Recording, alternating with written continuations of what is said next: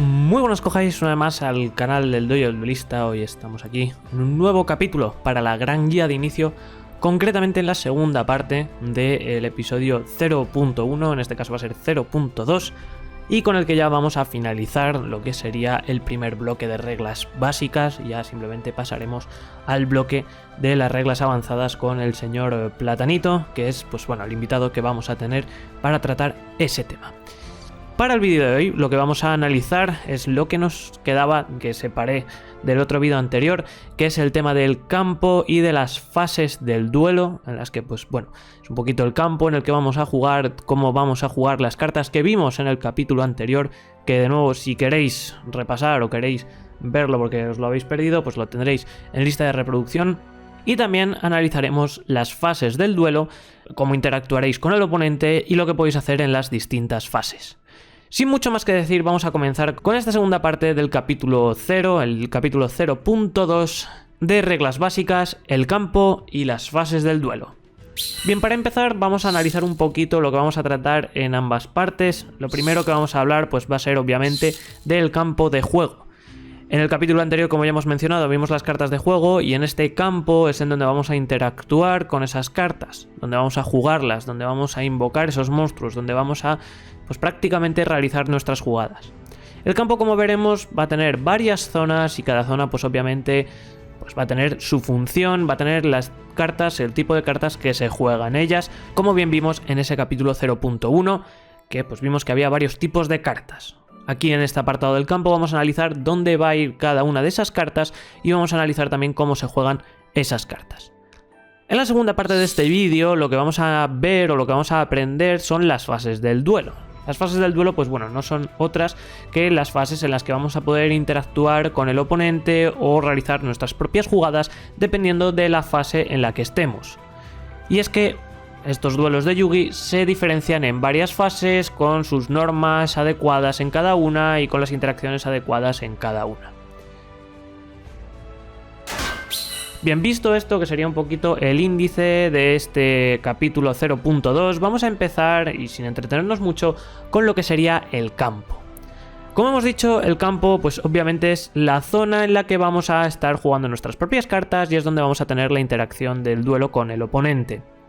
El campo que estáis viendo ahora mismo en pantalla es un campo doble, es decir, es el campo del oponente y el campo tuyo propio, y esto lo he puesto así precisamente por la zona en la que estáis viendo que pone extra, que son unas zonas bastante peculiares que analizaremos después.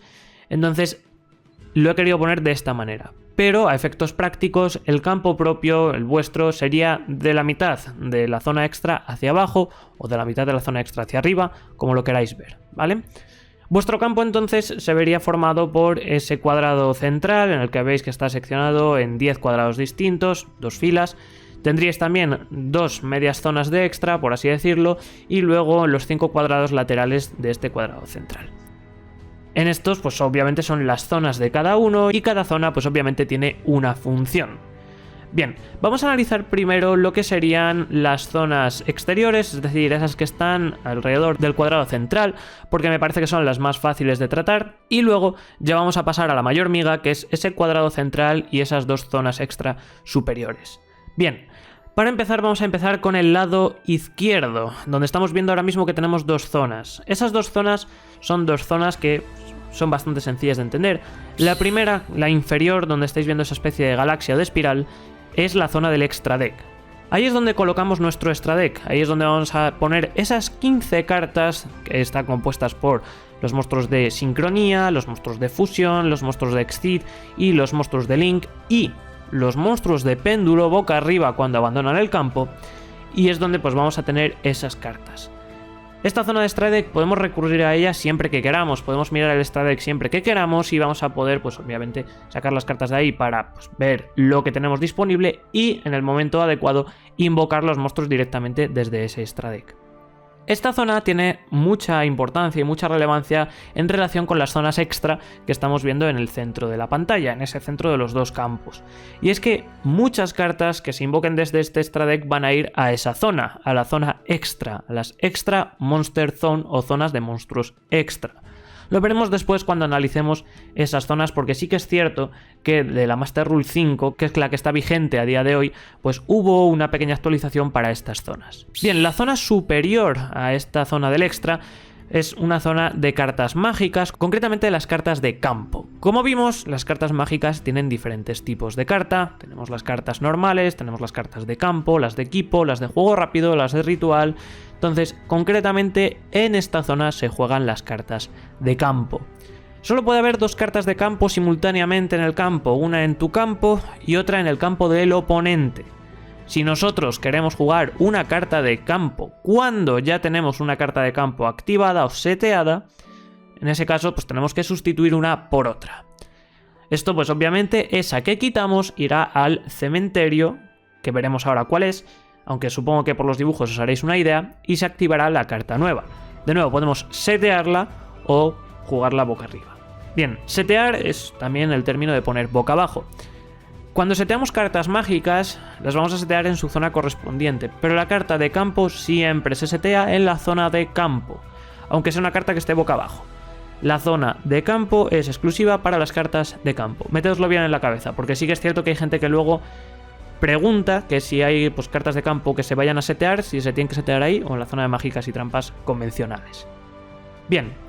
Ahora vamos a pasar al lado derecho de este recuadro central. En el lado derecho estáis viendo que hay 3 zonas, de las cuales realmente solo 2 son relevantes o son zonas oficiales, por así decirlo, porque muchos tapetes o muchos campos que imprime Konami no tienen esa zona superior, la que está encima de esa lápida con la calavera.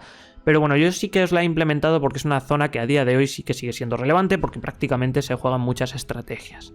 Bien, la primera de estas zonas, vamos a empezar por la parte inferior, es esta que tiene ese óvalo. Como estáis viendo, es una representación de la parte de atrás de una carta de Yu-Gi, y esa es la zona de nuestro deck principal, o de nuestro main deck. Ahí es donde vamos a colocar nuestro mazo de entre 40 y 60 cartas, barajado previamente, y es donde vamos a tener pues ese main deck del que vamos a ir robando, el que vamos a buscar y barajar y demás. Va a estar colocado en esa zona. El main deck, pues obviamente podemos mirarlo cuando el efecto de una carta nos lo pida o pues, cuando alguna carta en concreto nos permita hacerlo. De otra manera, el main deck no puede alterarse, no puede mirarse, ni puede tocarse a menos que sea para robar durante una de las fases o por el efecto de una carta. Bien, si activamos algún efecto de barajar o lo que sea, pues obviamente sí que podemos recurrir a este main deck, igual que si tenemos algún efecto de buscar algún monstruo. Podemos sacar el main deck de esta zona, podemos revisar nuestro main deck y luego volverlo a colocar en su correspondiente zona. Bien, la zona superior a la zona de este main deck, que yo me imagino que por el icono pues os habréis hecho la idea de lo que es, la zona esta en la que veis esa calavera con... bueno, esa lápida con la calavera, es el cementerio. Una zona muy importante a día de hoy porque prácticamente se ha convertido en tu segunda mano. Y es que el cementerio es una zona en la que las cartas están boca arriba. Y eso es muy importante. Bueno, no os lo he comentado, pero obviamente la zona de extra y la zona de main deck, del extra deck y de main deck, pues obviamente están boca abajo, porque si no el oponente obviamente va a saber lo que tienes y pues es información que le vas a revelar. Pero el cementerio siempre tiene que estar boca arriba. Bien. Al cementerio pues van todos esos monstruos que hayan sido destruidos por batalla, las cartas de magia que hayamos utilizado, que no se hayan destruido, cartas que hayamos descartado directamente desde la mano, todo eso va a ir al cementerio y va a estar boca arriba. Siempre podemos mirar el cementerio y el oponente pues puede recurrir también a nuestro cementerio, ya que hay cartas que nos permiten jugar con el cementerio incluso del oponente. Nosotros podemos consultar nuestro cementerio, al igual que el oponente también pues puede solicitarlo. Y es obviamente una zona que a día de hoy se convierte en una zona muy útil porque hay muchos efectos que te permiten recuperar monstruos de cementerio, invocar monstruos de cementerio, barajar monstruos de cementerio, por lo cual muchas veces tener un monstruo ahí en el cementerio o una carta en el cementerio es mucho mejor porque ya la tienes localizada. No tienes que buscarla, no está perdida dentro de tu main deck, que pues obviamente es un compendio de entre 40 y 60 cartas colocadas al azar. En cambio aquí en el cementerio pues lo tienes ya visible, lo tienes ya buscado, lo tienes ya disponible y si tienes una carta que te permite recurrir a ello, que obviamente las estrategias a día de hoy es mucho más sencillo, si la estrategia sobre todo funciona con ello, pues obviamente es una carta que ya vas a tener disponible. Por eso digo que es prácticamente como tu segunda mano. Vale, por último, de esta columna vamos a ver esa zona superior. No tiene ningún icono porque, de nuevo, al no ser una zona como oficial, por así decirlo, en lo que serían los tapetes en sí que te imprime Konami, o pues, los campos, etcétera, etcétera, o representada más bien, porque oficial sí que es, pues no se me ocurrió qué icono ponerle. Pero esta es la zona del destierro. Bien, el destierro es una mecánica en Yugi muy interesante, y es una mecánica que, bueno, pues prácticamente funciona de manera similar al cementerio, solo que es otra zona y es un control un poquito más interesante. Bien, el destierro o esta zona de destierro es como un cementerio, lo que pasa que a efectos prácticos estas cartas que están aquí están desterradas. Se pueden desterrar boca arriba o se pueden desterrar boca abajo, por lo cual pues pueden estar en ambas posiciones. Generalmente el destierro no es igual que el cementerio. Desde el destierro es mucho más difícil recurrir a una carta. A no ser que tu estrategia esté preparada para ello, muchas cartas que están desterradas se pierden. Por lo cual hay que andarse un poquito con ojo con ello. Y por eso los efectos de destierro son efectos mucho más poderosos. Porque normalmente muchas cartas que se van al destierro, a no ser que el oponente tenga una carta concreta para recuperar desde ahí, pues obviamente son cartas que ya quedan perdidas para el resto del duelo. Entonces, esa zona, como ya os digo, es una zona que está en la parte superior del cementerio porque muchas veces se destierra desde el propio cementerio, pero también es una zona que en los tapetes actuales pues no está representada. Aún así es una zona que ya os digo que a día de hoy está a la orden del día porque muchas estrategias implementan esta mecánica de destierro, implementan la búsqueda desde el destierro o implementan el destierro en sí. Bien, con esto ya hemos analizado estas zonas laterales y ahora vamos a analizar la zona principal o el campo principal, que es la zona de monstruos y la zona de cartas mágicas y trampas, que es este recuadro central. Bien, este recuadro central, como estáis viendo, se divide en 5 zonas por columnas, es decir, 5 casillas superiores, 5 casillas inferiores. Las 5 casillas superiores corresponden a los monstruos y es ahí donde vamos a jugar nuestros monstruos, ya sea directamente desde el deck, ya sea desde la mano, ya sea desde el cementerio o desde el extra deck. Aquí es donde vamos a invocar todos esos monstruos. La posición, pues tanto en ataque como en defensa, tanto boca arriba como boca abajo, dependiendo del tipo de invocación que hagamos, dependiendo de pues, los requisitos que tengamos, etcétera, etcétera. Aquí, como ya os digo, van a ir todos los monstruos, a excepción de los monstruos de Link y los monstruos de péndulo que invoquemos desde el extra deck. ¿Por qué? Bueno, lo veremos después con la zona de monstruos extra, y es que esos monstruos sí que pueden estar en estas Main Monster Zone, pero bajo unos requisitos especiales, ¿vale? Eso es por unas reglas que implementaron en la Master Rule 5. Lo veremos después con el apartado de las zonas extra porque hay que tratarlas a razón de ello. Luego la zona inferior, esas 5 casillas inferiores, es donde se localizan las cartas mágicas y las cartas trampa.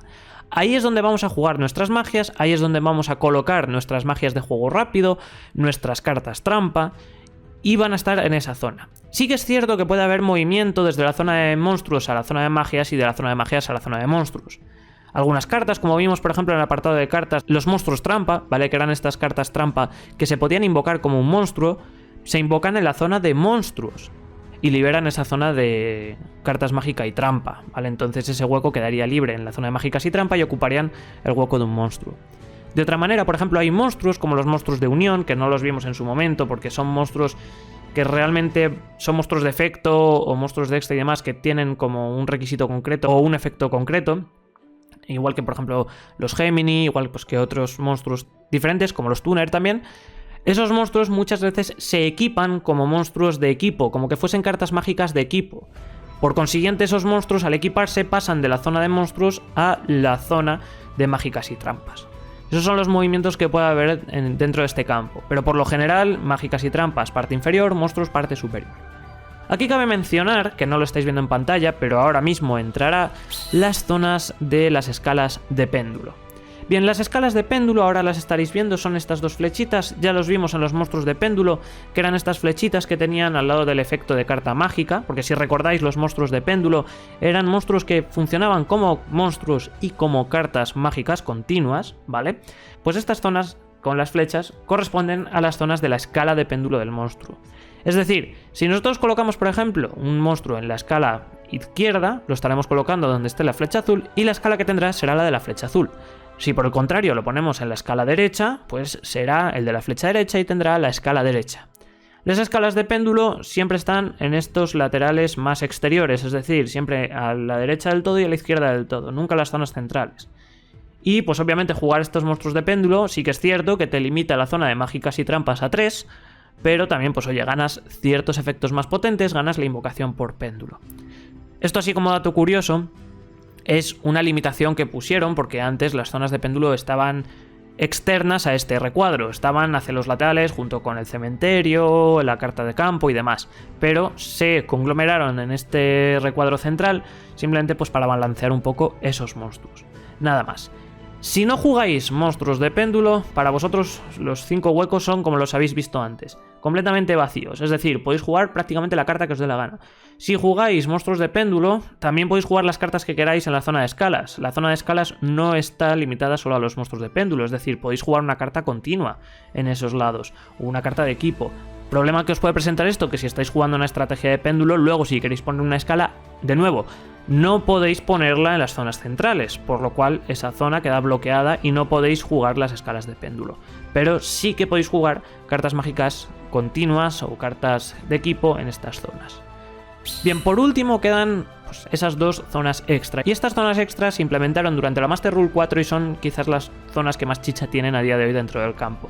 Bien, esta zona extra se utiliza y solo se puede utilizar por monstruos invocados desde el extra deck, es decir, monstruos de fusión, de sincronía, de Exceed, de Link y monstruos invocados especial desde el extra deck de péndulo, boca arriba, ¿vale? Muy importante. Los monstruos de fusión, los monstruos de sincronía y los monstruos de Exceed desde la nueva Master Rule 5 se pueden invocar en la zona de monstruos normal, es decir, en esos 5 recuadros que hemos visto anteriormente. Pero los monstruos de Link y los monstruos de péndulo, invocados especial desde el extra deck boca arriba, tienen que ir obligatoriamente a las zonas extra.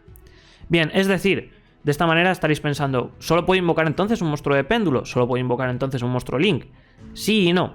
Los monstruos Link, como ya vimos, tienen esas flechitas y pues obviamente tienen la habilidad, por así decir, de convertir una zona de Main Monster Zone, es decir, la zona de monstruos principal, en una zona de monstruos extra.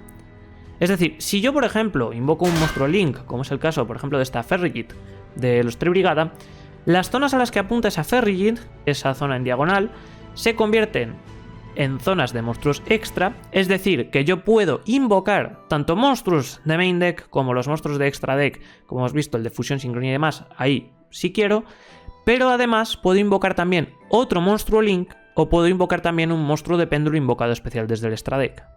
Entonces por eso son tan importantes las posiciones y las zonas que elegimos para activar nuestros monstruos, para activar nuestras cartas y demás. Por el contrario, si no hemos podido bajar un Link, y por ejemplo estamos jugando péndulo, pues obviamente nuestro primer monstruo, nuestro primer Link, nuestro primer péndulo va a ir a esas zonas extra.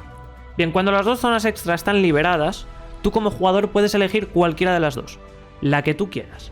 Pero en el momento que elijas una, no puedes utilizar la otra queda para el oponente. Es decir, por ejemplo, en el caso de esta Ferrigit que hemos jugado, yo he elegido la zona derecha. Por consiguiente, la zona izquierda queda ya para el oponente. Si yo, por ejemplo, quiero utilizar la zona izquierda y el oponente no ha invocado todavía nada en esa zona, lo que puedo hacer es utilizar a esa Ferrigit como Link e invocar el nuevo monstruo Link en esa otra zona. O sea, puedes hacer el intercambio, no obligatoriamente estás forzado a esa zona. La única manera, y esto es una regla especial o una regla excepcional, de utilizar a la vez las 2 zonas extra, es hacer extra link. ¿Qué es el extra link? Bueno, pues el extra link es lo que estáis viendo ahora mismo en pantalla, es básicamente invocar monstruos de link que estén co-linkeados. Esto implica que las flechas tienen que apuntarse uno a otro simultáneamente. Es decir, un monstruo de la primera extra Monster Zone tiene que apuntar hacia abajo, el que esté justo debajo tiene que apuntar hacia arriba y tienen que irse apuntando todos simultáneamente.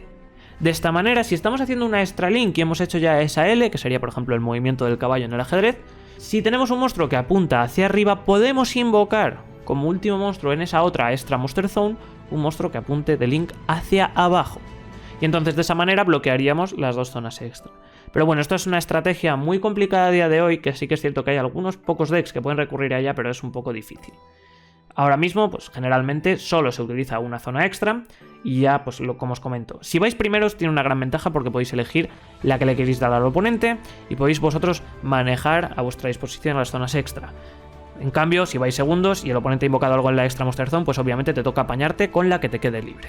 Bien, esto sería el campo que tenemos dentro de Yugi, el campo con el que vamos a jugar, el campo en el que vamos a, pues obviamente, realizar nuestras jugadas, plantar nuestros monstruos, etcétera, etcétera.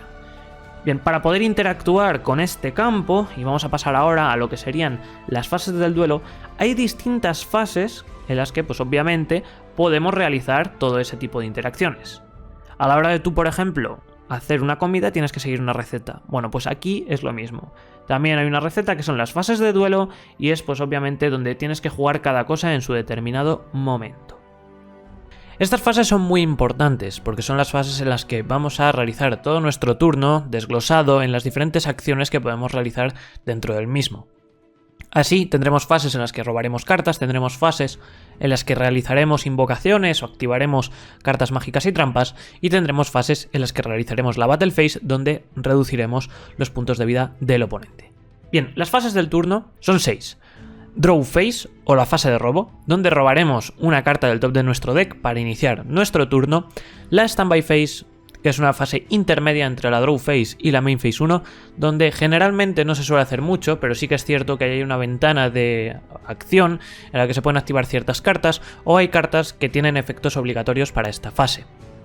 Después llega la Main Phase 1, una de las fases más importantes dentro del juego de cartas de Yu-Gi-Oh! En esta Main Phase 1 veremos que podremos hacer todo tipo de invocaciones, veremos que podremos hacer también el tema de las activaciones de mágicas y trampas, y podremos realizar todos los combos de nuestro mazo. Es donde vamos a jugar principalmente toda nuestra estrategia. Después de esta Main Phase 1 tenemos la Battle Phase. La Battle Phase no es nada más que la fase de batalla. Y como bien indica su nombre, es la fase que vamos a utilizar para atacar al oponente, para reducir sus puntos de vida a 0 y poder, pues bueno, ganar el duelo, obviamente. Finalizada la Battle Phase, pasaremos a la Main Phase 2. Esta fase es opcional, no es obligatoria. Podéis no realizar nada en esta fase. ¿Qué es la Main Phase 2? Bueno, pues es una Main Phase 1 después de la Battle Phase. El único requisito o la única diferencia que tiene esta Main Phase 2 respecto a la Main Phase 1 es que si hemos realizado una invocación normal en la Main Phase 1 y no tenemos ningún efecto que nos permita hacer una invocación normal adicional, no podemos realizarla normal en la Main Phase 2. Estaréis pensando, ¿para qué sirve entonces esta fase si es igual que la primera? Pues simplemente es una fase que es para preparar el duelo. Simplemente es una fase que es para preparar el siguiente turno. Hay muchas cartas que funcionan durante esta Main Phase 2, hay cartas que pues obviamente funcionan en la Battle y te interesa activar en la Battle y luego en la Main Phase realizar tu estrategia, como es por ejemplo el caso de Evenly Match. Pero bueno, la Main Phase 2, así en cómputo general, es una Main Phase en la que realizamos la preparación del turno. Es decir, nosotros hemos gastado ya nuestro Main Phase 1, hemos hecho todo nuestro combo, pasamos a la Battle Phase, atacamos, bajamos los puntos de vida al oponente. El oponente no ha muerto, entonces lo que hacemos es pasar a la Main Phase 2, donde remataremos esos combos, donde pondremos en la zona de mágicas y trampas nuestras cartas trampa boca abajo para poder controlar luego al oponente. Y será pues bueno, esa Main Phase en la que estaremos rearmando nuestras defensas para responder después al oponente en su turno.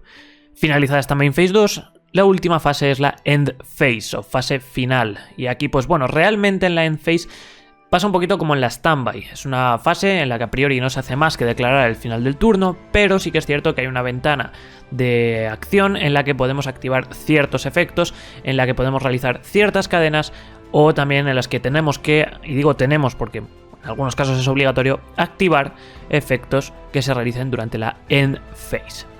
Bien, estas 6 fases del duelo hay que aprenderlas bien porque obviamente son las 6 fases en las que tenemos que realizar las cosas. La Draw Phase pues obviamente es en la que vamos a robar una carta. Es robar una carta del top del deck y no tiene mucho más misterio, o sea, realmente eso es generalmente lo que se suele hacer. Digo generalmente porque de nuevo puedes activar cartas trampa o puedes a lo mejor robar varias cartas por algún efecto, o si hay alguna carta que aplique un efecto durante la Draw Phase, por ejemplo para saltarse la Draw Phase, pues obviamente aplicará a esta fase. Todas estas funciones que estamos mencionando pues van siempre obviamente regidas por las reglas de las propias cartas. Si hay una carta que aplica a una de estas fases una regla específica, pues hay que obedecerla. Bien, la Standby Phase también no vamos a detenernos mucho en esta porque como ya os he comentado es una fase de paso, es una fase que tenemos entre la Draw Phase y la Main Phase 1. Y a no ser que tengamos alguna carta específica que aplique un efecto durante la Standby Phase, pues no queda más que una fase en la que podemos activar, si es nuestro turno, una carta mágica de juego rápido, o en la que el oponente nos puede activar una carta trampa, más allá, o de juego rápido también que haya seteado previamente, obviamente, más allá de lo que serían pues, los efectos que se tengan que aplicar durante esta Standby Phase. Bien, entrado a la Main Phase 1, que esta es la fase más importante dentro del juego, realmente, aunque la Battle Phase tiene también mucho peso, la Main Phase 1 es la parte principal porque es donde vamos a realizar todo nuestro combo. Vale, ¿qué podemos realizar en esta Main Phase 1? Pues podemos realizar varias funciones. Podemos activar cartas mágicas, podemos activar cartas trampas que tuviésemos seteadas previamente o cuyo efecto pues, nos permita activarlas en este momento. Podemos invocar de manera normal. La invocación normal mencionamos después. Podemos invocar de manera especial y podemos cambiar posiciones de batalla. Esas son las funciones que podemos realizar durante la Main Phase 1. Bien. Activar cartas mágicas y trampas, pues obviamente es activar la carta mágica, es activar la carta trampa y activar su efecto. No tiene mucho más misterio. Cambiar posiciones de batalla. Vale. En esto vamos a entrar en qué es la posición de batalla. La posición de batalla es la posición que tiene un monstruo en campo, la cual determina, pues, durante la Battle Phase qué acción va a realizar ese monstruo. Como vimos en el capítulo de cartas, de lo que serían las cartas de Yu-Gi-Oh!, las cartas, por lo general, exceptuando los monstruos Link, tienen ataque y tienen defensa. Entonces esto es lo que determina la posición de batalla. La posición de las cartas puede ser o en vertical boca arriba, o en horizontal boca arriba, o en horizontal boca abajo. Si está en vertical boca arriba, está en una posición de ataque. Y ahí se aplicaría el valor del ataque durante un combate. Si por el contrario está en horizontal boca arriba, estaría en defensa boca arriba y se aplicaría su defensa. Bien, hay una pequeña excepción que es el defensa boca abajo. Defensa boca abajo lo que implica es que ese monstruo, por regla general, no tiene nombre, no tiene efecto, no tiene nivel. Simplemente es un monstruo boca abajo. Por lo cual, muchos efectos que, por ejemplo, se apliquen a un héroe elemental, si está boca abajo, no es un héroe elemental, por lo cual no se le aplica a esa carta. Tampoco tienen tipo. Por ejemplo, entonces, si hay alguna carta que, por ejemplo, restrinja pues, los efectos a determinado tipo, si esa carta está boca abajo, no le está afectando. Bien, la única cosa que puede afectar a las cartas boca abajo es la fusión. En la fusión sí que esas cartas boca abajo se pueden considerar con su nombre, se pueden considerar con su tipo, con su nivel, con su efecto, etcétera, etcétera. Pero solo y exclusivamente para la invocación por fusión. Y que no sea de contacto, por regla general, a no ser que haya alguna excepción por ahí de algún efecto, que puede ser. No lo sé ahora mismo en el momento que estoy grabando. Entonces, si es una fusión que usamos, por ejemplo, polimerización, si está boca abajo, sí que cuenta con las estadísticas de la propia carta. Por el contrario, no. El cambio de posición, obviamente, es pasar de ataque a defensa, por ejemplo. O voltear una carta, que eso es otro término que veremos ahora. El cambio se va a realizar siempre con la carta boca arriba. Es decir, cuando la carta esté en ataque boca arriba, se pasa a defensa boca arriba. Nunca se va a pasar a defensa boca abajo, nunca, por un simple cambio de posición. Solo se puede pasar a defensa boca abajo por el efecto de la propia carta o de otra carta. Pero nunca la vamos a poder poner boca abajo si ya estaba previamente boca arriba, por un cambio de posición normal. Bien, luego tenemos el volteo. Este es otro término en el que sí que ocurre algo parecido a lo que estamos mencionando, pero a la inversa. Es pasar de boca abajo a boca arriba. Bien, esto pues básicamente es un movimiento que se realiza desde la posición de defensa, boca abajo, obviamente, al ataque boca arriba. Las cartas no pueden estar en ataque boca arriba. Como dato curioso, había una carta que sí que lo permitía, pero con la salida de los links pues la cambiaron y ya no existe la posición de ataque boca arriba. A los que estéis interesados en qué carta era, pues simplemente por dato curioso, era una carta mágica llamada en inglés Darkness Approaches. En español es como la oscuridad se acerca o algo por el estilo, que pues lo que hacía era cambiar la posición a boca abajo. Y podía cambiarse a ataque, pero era la única carta que lo podía hacer. A día de hoy cambiaron esa regla para que sea a defensa boca abajo. Entonces, al cambiar de defensa boca abajo a ataque boca arriba, estamos realizando un volteo, una invocación de volteo. Muy importante diferenciarlo, porque no es lo mismo un volteo de una invocación de volteo. Si cambiamos de esa defensa boca abajo al ataque boca arriba, estamos haciendo una invocación de volteo, y si el monstruo es un monstruo volteo, va a activar sus efectos, ¿vale? De nuevo, hay que remarcar lo de invocación de volteo, porque si hay algún efecto de carta que se aplica con una invocación de volteo, se aplicaría en este caso. Luego tenemos el volteo. El volteo no es lo mismo que la invocación de volteo. El volteo, por ejemplo, es lo que se realiza durante una battle phase cuando atacas a un monstruo boca abajo. Cuando tú atacas a un monstruo boca abajo, estando el monstruo en defensa boca abajo, tienes que voltearlo boca arriba para hacer la comparación de estadísticas, que eso lo veremos después durante la battle phase. Entonces, eso es un volteo, pero no una invocación por volteo, porque tú no estás invocando al monstruo, simplemente lo estás volteando.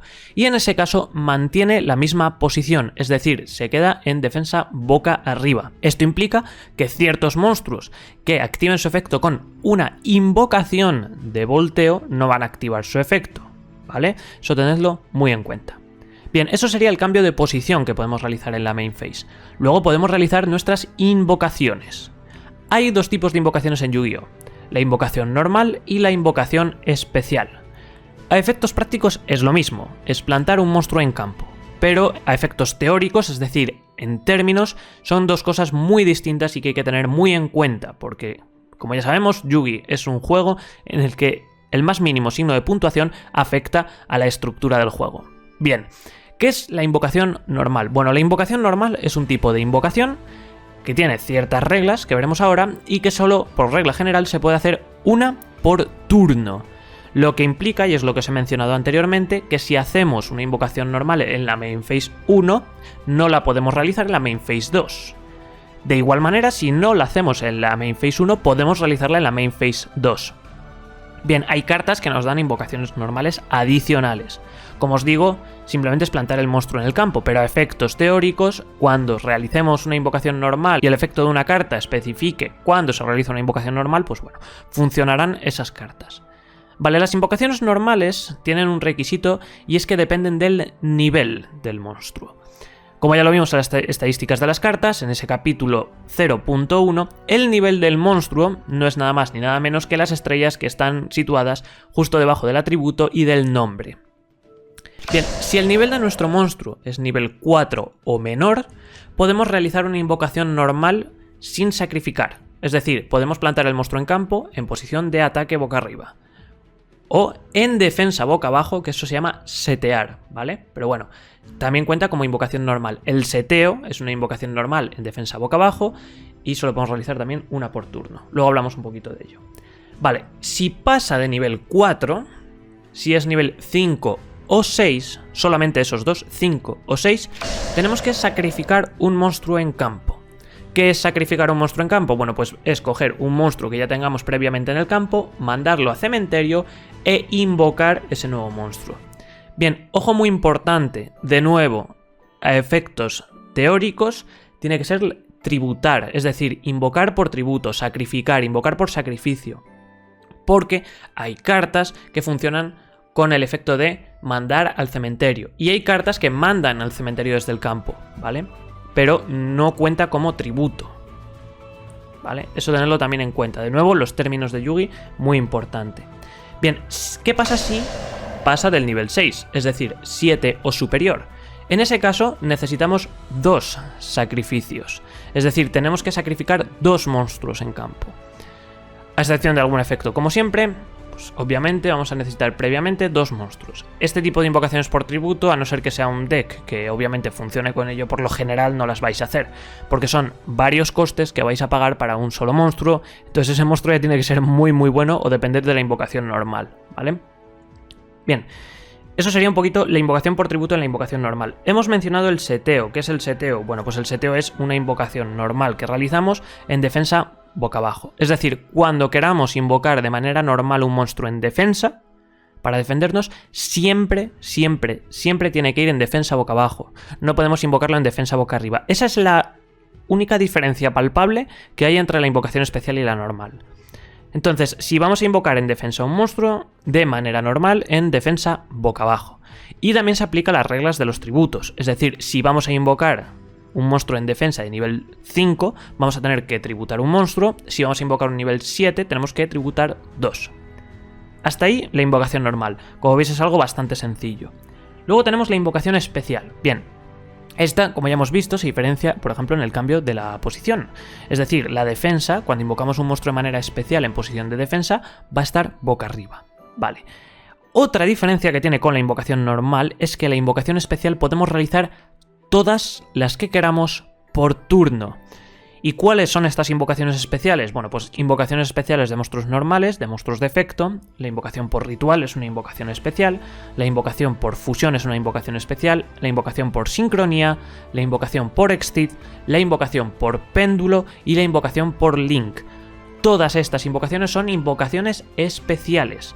Y esas invocaciones podemos realizar todas las que queramos por turno, mientras obviamente cumplamos los requisitos necesarios. En la invocación especial no hay que sacrificar nada por regla general. Ya ahí entramos en que hay algunas cartas cuyo efecto pues obviamente te piden hacer ese sacrificio, pero por regla general no hay que sacrificar nada. Por lo cual el nivel nos da absolutamente igual para el requisito de tributo, porque no hay que tributar. Hay cartas que sí que es cierto que no te permiten invocar cierto nivel o que solo te dejan invocar cierto nivel, ¿vale? Entonces ahí el nivel sí que cobra importancia. Pero no es como en el caso de la invocación normal, en el que de cierto nivel para abajo o para arriba no puedes hacer cosas. Bien, eso es todo lo que podemos realizar en la main phase.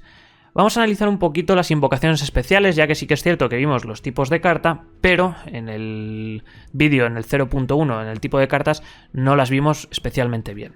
Bien, la invocación en especial y la normal, tanto de monstruos vainilla como de monstruos de efecto, es una tontería. O sea, ya la hemos visto, simplemente, ya os digo, a efectos prácticos, plantar el monstruo en campo. No tienen mucho cambio. La de ritual, también la vimos en su momento. Requieres de una carta mágica de ritual, que generalmente es la que te da las especificaciones, y pues tributar, aunque sea una invocación especial, tributar, ¿vale? Porque lo especifica la propia carta, en los monstruos que te pidan de requisito la carta mágica en cuestión. Luego tenemos las invocaciones por fusión, también las vimos, que necesitaban de una carta para invocar por fusión. Estas las vamos a invocar desde el extra deck y pueden ir a cualquier zona del campo, ¿vale? Esto hubo un problema en la Master Rule 4, que era cuando salieron los links, que lo que implicaba es que todo lo que fuese invocado desde el extra tenía que ir a Extra Monster Zone, que ya lo vimos antes, que eran las zonas que habilitaban los monstruos Link. Esa regla ya la cambiaron, ahora eso solo se aplica a los monstruos Link, a todos los monstruos Link que bajen desde el extra deck, ¿vale? Muy importante. Y a los monstruos de péndulo que invoquemos desde el extra. El resto pueden ir a cualquier zona del campo. La invocación por fusión, por cual tenemos que tener la carta mágica que vayamos a utilizar para hacer fusión y tenemos que tener los materiales, ¿vale? Hay un tipo especial de invocaciones por fusión que son las invocaciones de fusión por contacto, pero no las vamos a ver en este capítulo porque eso lo vamos a analizar con el capítulo siguiente con Platanito, ¿vale? Que hablaremos un poquito de ellas porque tienen más miga. La invocación por sincronía también la vimos. Dependemos de tener el tuner y el no tuner y que la suma de los niveles sea la misma, ¿vale? De nuevo, esta, al ser igual que la carta de fusión, pues podemos plantarla en cualquier zona del campo. La invocación exceed. En esta pues necesitamos los materiales que nos especifica la carta, tenerlos en campo previamente y lo que hacemos es colocar todos los materiales uno encima de otro y encima el monstruo exceed. Vale, aquí hay que remarcar una cosa muy importante, que la verdad es que no recuerdo ahora mismo si os lo conté o no en el capítulo 0.1. Y es que los materiales no existen en el campo. Es como que estuviesen en una especie de limbo, ¿vale? Si habéis visto Yu-Gi-Oh! Zexal, y si no, pues simplemente buscad, por ejemplo, Yu-Gi-Oh! Zexal Utopía para que veáis cómo es en el anime. Esos monstruos se convierten en una especie de esferas que orbitan alrededor del monstruo. Vale, pues a efectos prácticos, esos monstruos que estén debajo del exceed no existen en el campo. ¿Qué implica esto? Pues realmente no mucho, pero sí que es cierto que es muy, muy importante para efectos de cuando es mandado del campo al cementerio. Porque si dice que si es mandado del campo al cementerio activa ese efecto, no puede realizarlo, porque los materiales exceed no están en el campo. Por ejemplo, eso también pasa con ciertas cartas que tienen un efecto pues, del estilo invocas esta carta y después la destierras cuando abandone el campo. Si tú esa carta la utilizas como material exceed, como cuando la quitas de material ya no está en el campo, no se destierra, iría a cementerio, ¿vale? Muy importante. Eso tenéis que tenerlo muy, muy en cuenta porque es muy importante.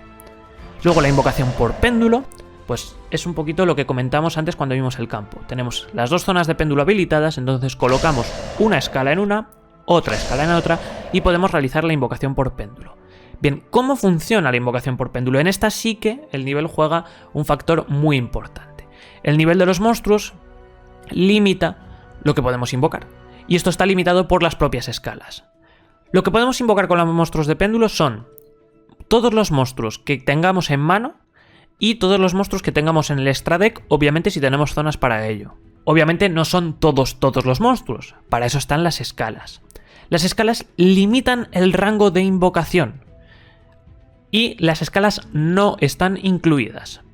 Es decir, si yo tengo una escala 2 y tengo una escala 6, puedo invocar todos los monstruos que quiera, desde esas dos zonas que os he comentado, mano y extra deck boca arriba, que sean de nivel de entre 2 y 6 sin incluir 2 y 6. Es decir, 3, 4 y 5. Puedo invocar todos los monstruos de nivel 3, 4 y 5 que quiera desde mi mano y que pueda, obviamente, desde mi mano y desde boca arriba del extra deck, que serían monstruos de péndulo. Por último, tenemos la invocación por link. La invocación por link, pues necesitas tener los materiales en el campo. Los vas a mandar a cementerio e invocas el monstruo link en la extra monster zone. Va a ir siempre a esas extra monster zone y pues vas a ir habilitando otras para ir bajando otros links. Esas son todas las invocaciones especiales que podemos realizar. Luego también está, por ejemplo, la invocación especial de las fichas, que no lo vimos en el apartado de cartas, pero bueno, es que las fichas no son un tipo de carta per se, son como pues, unos monstruos que puedes plantar por ciertos efectos que sirven para tenerlos en campo para algunas cosas. Ya está. Entonces eso es otra invocación especial. Pero las invocaciones especiales que se pueden realizar son esas. Bien, ya hemos visto la Main Phase 1, en la que pues, ya habéis visto que podemos realizar prácticamente de todo. Ahora pasamos a la Battle Phase. En la Battle Phase es donde se realiza la batalla. Y la Battle Phase se divide en subfases, por así decirlo, que limitan cómo podemos jugar las cartas dentro de esta Battle Phase. Bien, la Battle Phase es la fase en la que realizamos la batalla. Aquí entran en juego el ataque y la defensa de los monstruos. Y vamos a tenerlos en cuenta, obviamente, para batallar. La Battle Phase tiene 3 partes internas, como ya os comento. La Battle Phase tiene 4 partes internas, como ya os comento. La primera es el Start Step, que es pues, cuando iniciamos la fase de batalla. Luego tenemos el Battle Step, que es el paso a la batalla. Ahí declaramos el ataque en el que un monstruo va a atacar a otro monstruo. Declaramos los objetivos. Después de este Battle Step está el Damage Step, que es la fase de daño, el cálculo de daño. Esta fase es muy importante, lo veremos ahora porque abre una ventana de activación muy interesante. Aquí pues es donde se realiza el cálculo de daño después de que los monstruos batallen, es decir, comparamos el ataque con el ataque o el ataque con la defensa de ambos monstruos para ver quién recibe daño, quién pierde el monstruo, etcétera, etcétera. Y después tenemos el End Step, el paso final. Finalizamos esa batalla y podemos pasar a otra batalla. Bien, para esta Battle Phase, como ya os digo, entran en juego el ataque y la defensa de los monstruos. Entonces, ¿cómo se pueden resolver estos conflictos que se realizan después del Damage Step? Vale, si un monstruo ataca a otro monstruo, se comparan el ataque de ambos monstruos, si están en posición de ataque ambos. Entonces, el poseedor del monstruo con menor ataque va a perder la diferencia en puntos de vida y va a perder su monstruo. Ese monstruo va a ser destruido si tiene menos ataque que el del oponente. Si un monstruo en ataque ataca a un monstruo en posición de defensa, se compara el ataque del monstruo con la defensa del monstruo. Y si la defensa de ese monstruo es menor al ataque del monstruo, ese monstruo se destruye, pero el oponente no recibe daño. Muy importante.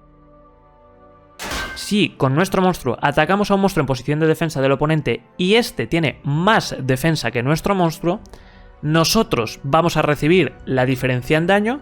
Digamos que es que ese monstruo ha defendido mucho mejor y nos ha devuelto el daño residual, pero no se destruye nuestro monstruo, ¿vale? Se mantiene en campo. Porque el del oponente, al no estar en ataque, pues obviamente no nos devuelve el golpe, no nos mata el monstruo. Esas son las 3 posibles resoluciones que tenéis durante esta Battle Phase. ¿Por qué digo que el Damage Step es bastante importante? Bueno, porque durante la Battle Phase vosotros podéis activar cualquier carta de juego rápido, cualquier efecto de juego rápido y cualquier carta trampa. A excepción de en el Damage Step. En el Damage Step solo podemos activar un efecto que aplique directamente al cálculo de daño. Es decir, un efecto que aumente el ataque de un monstruo, disminuya el ataque de un monstruo, parta a la mitad ese ataque, o multiplique ese ataque, o reduzca la defensa. Solamente lo que afecte a los números de ese encuentro. no se puede activar ningún otro efecto. Bien, esto es una ventaja porque hay algunos efectos muy buenos, por ejemplo de negación, ahora no me vienen ejemplos a la cabeza, pero sí que los hay en Yugi, de negar un efecto y luego dividir el ataque, por ejemplo, o cosas así por el estilo, o afectar al ataque y encima negar, pasar a cero el ataque y negar, por ejemplo. Esos efectos son brutales y esos efectos a la hora de construir un mazo, que ya lo veremos con el Guardián Celta, hay que tenerlos muy en cuenta porque son efectos muy útiles para esa Battle Phase. Entonces no son nada malos, porque se pueden aplicar incluso en el Damage Step, por lo cual te están abriendo una ventana de activación donde el oponente generalmente no va a poder responderte a esos efectos, lo cual es bastante interesante. Bien, finalizada la Battle Phase, la fase de batalla, pasamos a la Main Phase 2. Como ya os digo, la Main Phase 2 no es más que una Main Phase preparatoria para lo que sería luego el turno posterior del oponente. Aquí vamos a realizar pues todo lo que queramos, igual que la Main Phase 1, menos la invocación normal, como ya hemos visto, si la hemos realizado en la Main Phase 1. Si no hemos invocado la Main Phase 1, podemos invocar de manera normal en la Main Phase 2. En esta Main Phase 2 vamos a invocar especial más cosas, vamos a setear nuestras cartas mágicas y trampas, ¿vale? Y es realmente donde merece la pena setearlas. ¿Por qué? Bueno, hay ciertas cartas ahora mismo en formato, como es por ejemplo Evenly Match, que al finalizar la battle te hacen desterrar todo lo que tengas boca arriba en campo, hasta igualar el número de cartas que tenga el oponente. Bien, pues para evitarte que te pase eso y perder todo, las cartas mágicas y trampas tú te las guardas en mano. Haces tu main phase, montas tu combo, pasas a la battle, sigues manteniendo esas cartas en tu mano, pegas al oponente y luego en la main phase 2 ya es cuando colocas todo, porque así no lo pierdes, por ejemplo.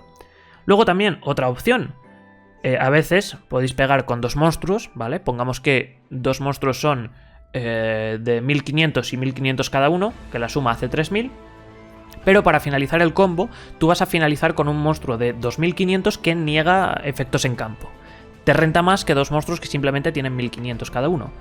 Pero tú puedes pegar al oponente con esos dos monstruos. Entonces en el cálculo de daño vas a realizar 3000 puntos de daño en lugar de 2500.